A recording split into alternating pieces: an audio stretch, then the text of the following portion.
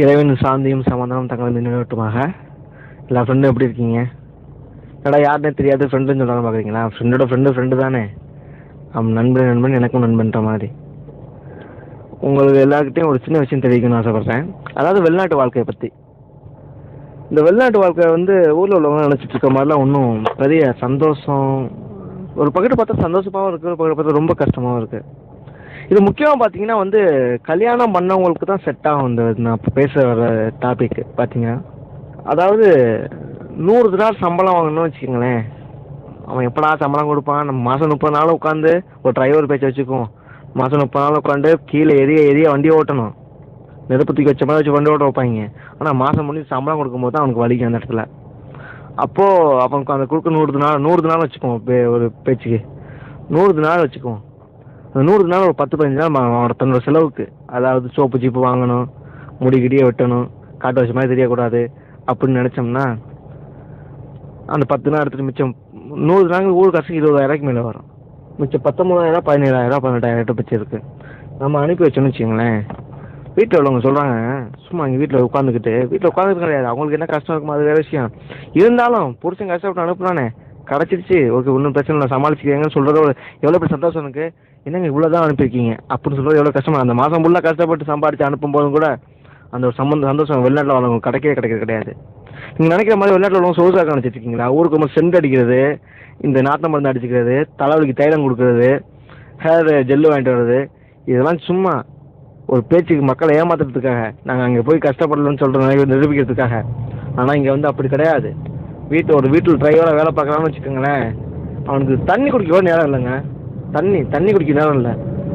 அம்மா நம்ம ஊர்லலாம் இருக்கும்போது வீட்டில் சாப்பாடு செஞ்சு வச்சுக்கிட்டு, அப்பா வாப்பா வீட்டில் சாப்பிட்டு போப்பா, தோசை ஆறி போயிடும், இட்லி ஆறி போயிடும் அப்படின்னு சொன்னாங்க. நானே என்ன வச்சுக்குவோம் அப்படி எங்கள் அம்மா சொல்லுவாங்க. என்ன சொல்லுவேன்? அப்பா அவங்களுக்கு வேலை இல்லையா? பயமா நான் வருவேன் அப்படின்னு சொல்லுவேன். ஆனால் இங்கே சோத்துக்கும் தண்ணிக்கும் ஏங்க மூத்திரம் போடுறதுக்கு கூட கஷ்டமாக இருக்குங்க. டைம் கிடைக்க மாட்டேங்குதுங்க. அவ்வளோ கஷ்டப்பட வேண்டியதாக இருக்குது.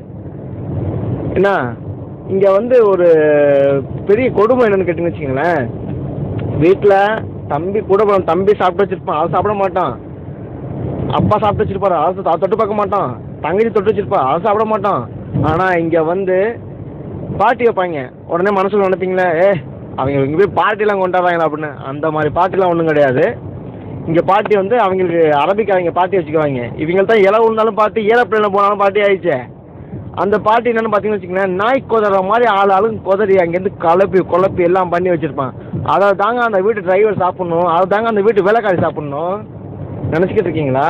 அங்கே போய் உட்காந்துக்கிட்டு உங்களெல்லாம் செருசா ஏசி காரில் வாழ்கிறாங்க, ஏசியில் வாழ்ந்துக்கிட்டு இருக்காங்க அப்படின்னு. அடிக்கிற குளிருக்கு எங்கே இருக்குன்னு தெரியாது. வெயில் அடிக்கும் போது ஒரு நிமிஷம் வெளில நினைச்சுங்களேன், அப்படியே உருகி கொட்டிடும், அந்த அளவுக்கு வெயில் அடிக்கும். எல்லாத்தையும் தாங்கிக்கிட்டு இங்கேருந்து பணம் அனுப்பி வச்சா இவ்வளோ என்ன சொல்கிறாளுங்க, நீங்கள் எங்களுக்கு அது வாங்கணும், நீங்கள் எனக்கு வரும்போது நகை வாங்கிட்டு வாங்க, இது புர்காவில் கல் வச்ச புர்காவான், அது 4 கல்லை வாங்கி கட்டிக்கிட்டு படுத்துக்க வேண்டியது தானே. கல் வச்ச புர்கா வாங்கிட்டு வரவன். வேறு என்ன மோசம்னா எதனா இருக்கும்.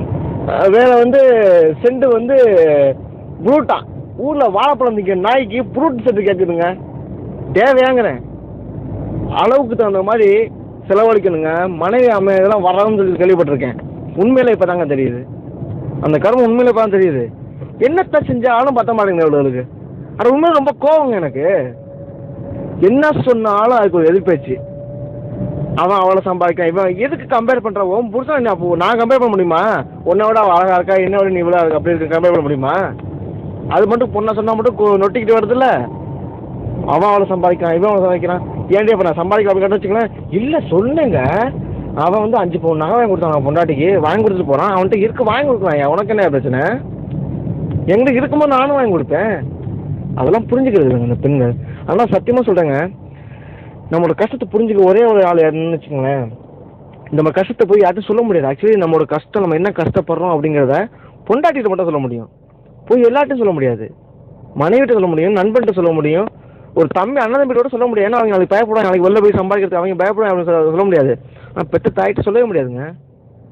அவங்க காசு பணம் வச்சுக்கிட்டு நம்மளை அனுப்பி வைக்கல. இங்கே நம்ம புள்ள கண்காண இடத்துக்கு போகுது வருதுன்னு ஒரு நாளும் அங்கே சாப்பிடாம உட்காந்து அழுகிறதுக்கு ஒரே ஒரு ஜீவன் அம்மா தாங்க. எந்த ஒரு ஆணும் பெண்ணும் சொல்கிறேன், எந்த ஒரு இவங்க வந்து பெற்றோர்கள் நல்லா பார்த்துக்கிறாங்களோ அவங்க கடைசியாக கஷ்டப்பட மாட்டாங்க. யாரும் பெற்றோரை கஷ்டப்படுத்தாதீங்க. வெளிநாட்டு வாழ்க்கைங்க ரொம்ப ஈஸியாக இல்லை, எல்லாத்தையும் அனுபவிச்சு தான் வாழ வேண்டியது இருக்குது. ஏதாவது தப்பாக சொல்லியிருந்தா மன்னிச்சிடுங்க. இது யாரையும் புண்படுத்தணும் அப்படின்னு இல்லை, எனக்கு ஒரு தோணுச்சு அதனால